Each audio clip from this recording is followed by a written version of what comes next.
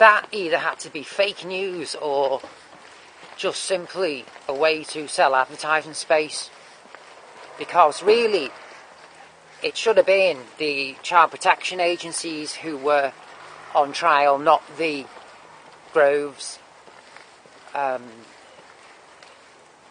Yeah, the prosecution in the closing arguments actually said, in regards to who was on trial, he actually said it's not the child agencies on trial here, it's the mother and father of Dylan, as he pointed over quite vigorously toward said mother and father, who was just sat there in a crumpled mess.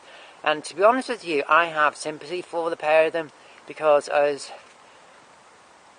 an awful thing to have happened, i.e. the outcome of the violent and aggressive death of Dylan and the destructive breakdown of the relationship, Jessica and Daniel's relationship, is and was really, it wasn't their fault, and it isn't their fault as to why Dylan died, succumbed to such a horrible death, violent,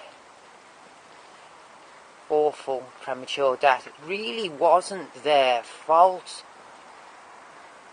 It was, in my opinion, the fault of the child protective agencies, who actually allowed the child to be in the custody of both or one of them. In this case it was the father. The father had the child released to him.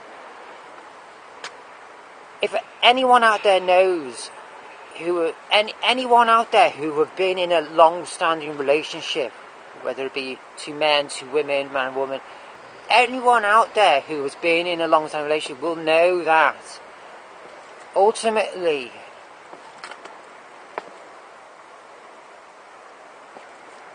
no, I'm getting into general speaking now, and I don't want to. Right, let's put it this way. Yeah, it's just going to be subjective speaking now. I'm talking. It would be subjective speaking if I started to dissect the ifs and buts. No, really, I do still stand by it. It is really the fault of the child protective agencies who released the child. If I started going into ifs and buts and started to analyse all that with the case, then I will start having as a tricky a time as the prosecution and defence did. See there, where I started to stumble on my words there, I found difficulty finding my words there, and that is exactly what the case was like, watching it. It was basically, how do you blame a pair of junkies for the death of their child? How does anyone? How can anyone? Because really, I think, is the fault of whoever released the child. It was heartbreaking to hear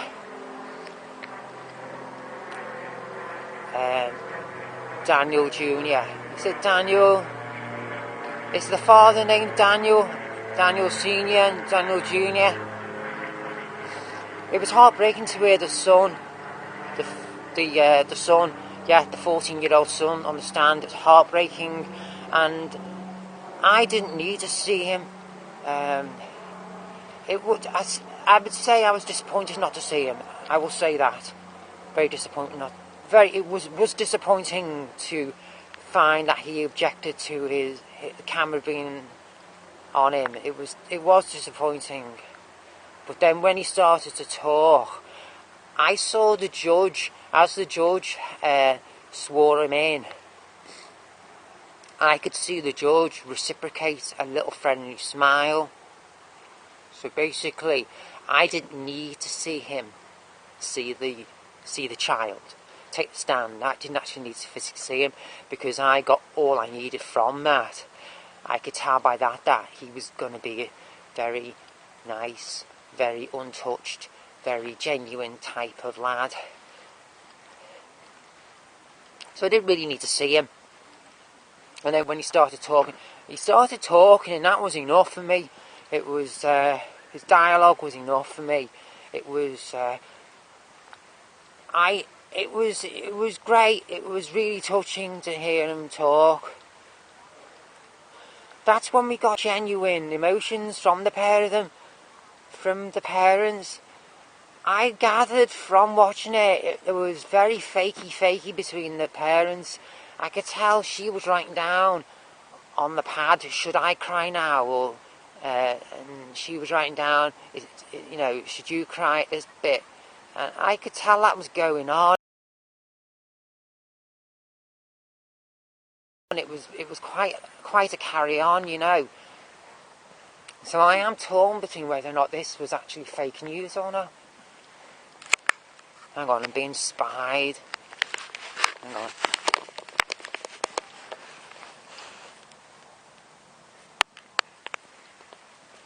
Every step I was taking then, the last 3 minutes, I was being step for step stalked by two lads who were right behind me but to my left. They were listening to every word I was saying. And right, get back to what I was saying.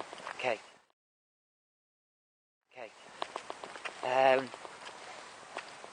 Yeah, the sun was, I think the sun was covering up a little bit for the parents. The son did say he was quite generous in his dates as to forgetting, sort of like, he was quite generous in regards for his father, for the evidence sake. He didn't want to put his father in it. He was he massaged the dates, really. He didn't, the recollection of the dates as to when he provided the urine, he massaged and toyed with them to say that he didn't quite remember. Maybe it was this time he provided the urine, maybe it was that date. I did notice that he was a little bit fly, he behaved a little bit coy, and that was contrary to the soft, gentle tone in his voice. So, but that was right toward the end of his testimony. So up until that point, I was really moved by the son. But then once I started to hear him doing all that, toward the end of his testimony, it was, I started to think, well, 14, that's not actually that young after all, is it? It's not actually that young, actually, is it? Yeah, I am torn whether or not it was all a big setup, and they were being used. It's all a lot of fake showing going on just to sell advertising space. But I do believe that the groves do exist, and I do believe that Dylan, a child, was unfortunately had died. I do believe all that happened. I do believe that actually happened. But as to why child services weren't to blame, weren't put on the stand, really is beyond me. If you hand anything, let's put it this way, I wouldn't let a smackhead make me a cup of tea. I wouldn't allow him to stir it for me, right? I wouldn't. The only thing you can do with a junkie is to walk away from them. That's all you can do. Otherwise, what's that word again? I knew I was going to trip up on this word as I was approaching it just then. At the beginning of my sentence. What's the word? Where you empower a bad habit in another person. You, what is it? Enable. Right.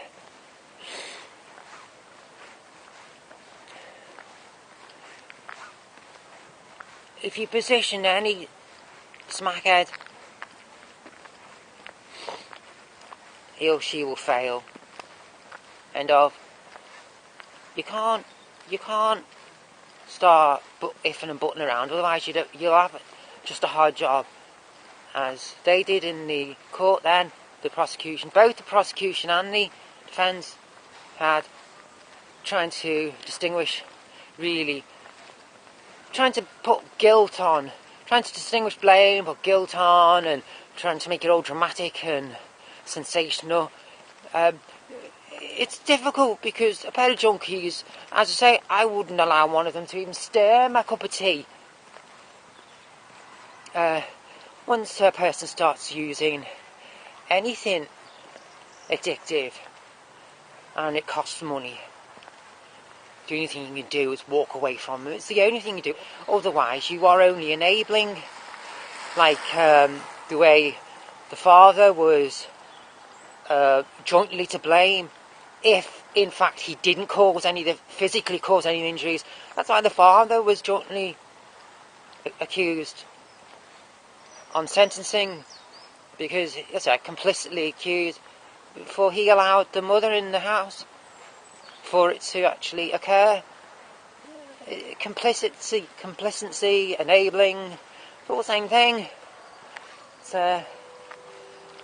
It's what can you do? And that is if the father was sober, and that's only if the father was sober, and that was up for debate, because that's what I was saying about a few minutes ago about the fact that the son may have been covering up by massaging the facts himself about the dates of the urine, providing urine for the father, and that when the father took the stand, he was adamant that the son never provided an urine post Dylan's birth, because that was his only straw he could grasp at to try and evade life from jail, wasn't it? As I say, the complicity, being blamed due to complicity via complicity, the enabling thing, being equally to blame. And it is, you all want it equally to blame if one is complicit, if one stands and watches another man rape a woman. If Daniel allowed his wife into the house and she then physically abused the child, which then died as a result of the injury. It's complicity, it's enabling. If you were to do that, then the outcome wouldn't have occurred. Christ. Thoroughly entertaining. It's been a while since I've watched a court case. I think it was the Carnation murders the last time I actually watched a whole court case all the way through. This one, I do suspect slight doubt in its motives. Maybe they were between selling advertising space and the Groves being scapegoats for child support agencies. There has to be somebody to blame for the terrible outcome of the Dylan's ultimate demise, baby Dylan's ultimate demise. That got out into the press, didn't it? So somebody had to be blamed, didn't they? Awful. And dirt we blame, child support agencies, dirt we blame. I'm wondering how many other babies are lost, which never get mentioned. Christ almighty. It's a terrible affair, isn't it? It is, isn't it? It's terrible, isn't it? It's a terrible affair, isn't it? State of affairs, isn't it? It's terrible, isn't it? Terrible. Terrible. Right.